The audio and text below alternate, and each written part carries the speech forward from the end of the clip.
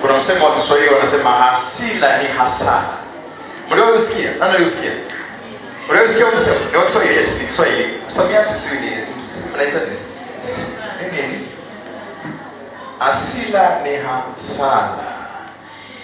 Sasa nataka nikufundishe kibiblia na ujue namna ya kuikwepa hasira.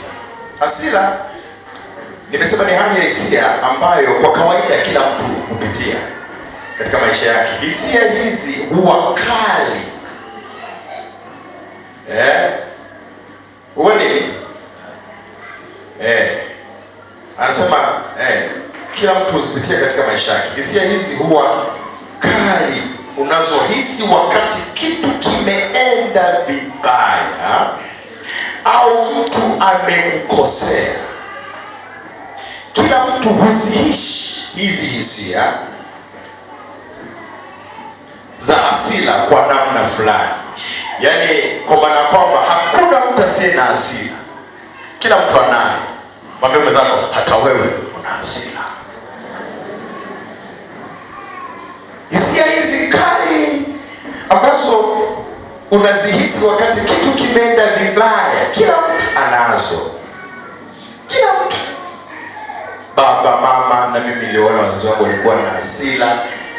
Lakini hata rais wa nchi kuna wakati anaingia kwenye, nafikiri watu wote, hata mkuu wa mkoa, hata daktari anayekutibu kuna wakati.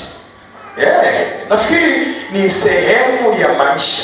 Lakini kwa utafiti wa neema ya Mungu niliyopewa, hisia hizi ni hatari sana kwenye maisha ya mwanadamu. Sasa madhara ya hizi hisia, madhara yake, ukifahamu madhara utaanza kujua ufanyeje. Mimi nikufundisha tu madhara. Kisha jua kitu madhara yake, chaguo ni lako, ufanyeje. Madhara ya hisia hizi za hasira yako mengi sana. Madhara ya hasira. Kila mtu ana hasira. Hata hapo ulipofikia, kuna namna ambavyo Mungu amesaidia kuikontrol hasira yako. Ingekuwa nje ya Mungu, kuna mambo mengi ungekuwa umeyafanya mabaya sana. Kwa kama uliweza kukontrol ukafika hapo, hata hapo unaweza ukakontrol zaidi. Na kwa nini? Kwa sababu yako madhara ya hizi hisia.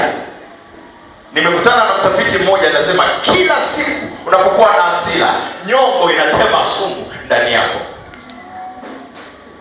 Yaani ile hasira inapotokea na kitu kinaitwa nyongo ndani, kinatema sumu. Na ile sumu inapotemwa ndio inayokwenda ndani kwenye utumbo na kusababisha mambo mengi ikiwemo vidonda vya tumbo.